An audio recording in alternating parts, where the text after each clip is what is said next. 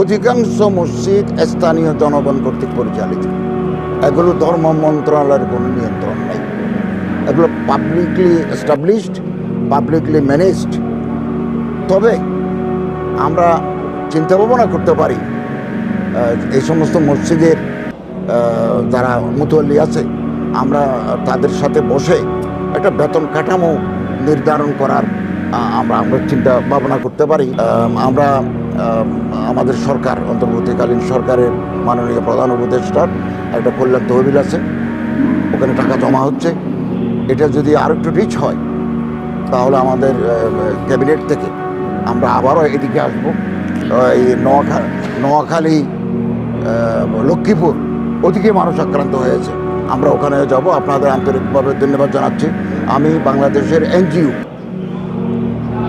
সেবা সংস্থা আর যারা প্রতিনিধি আছেন তাদেরকে দুর্গত, পানিবন্দী এই সমস্ত মানুষের পাশে দাঁড়ানোর আহ্বান জানাচ্ছি।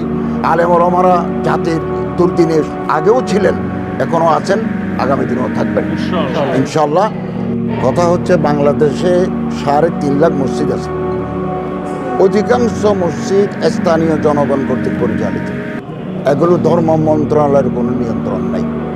এগুলো পাবলিকলি এস্টাবলিশড, পাবলিকলি ম্যানেজড। তবে আমরা চিন্তা ভাবনা করতে পারি এই সমস্ত মসজিদের যারা মুতওয়াল্লি আছে, আমরা তাদের সাথে বসে একটা বেতন কাঠামো নির্ধারণ করার আমরা চিন্তা ভাবনা করতে পারি, যাতে অন্ততপক্ষে সম্মানিত ইমাম সাহেবানরা সম্মানজনকভাবে জীবিকা নির্বাহ করতে পারেন।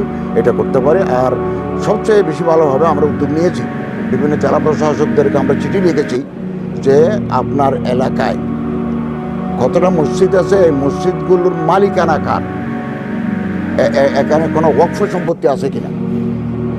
তো ওয়াকফ সম্পত্তি থাকলে আমাদেরকে দলিল দেখাতে বাধ্য।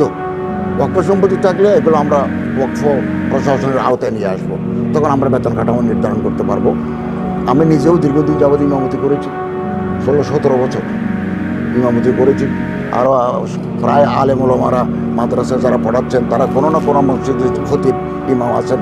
বেতন কাঠামো কত এগুলো আমাদের জানা আছে, আমরা আন্তরিকভাবে চেষ্টা করব।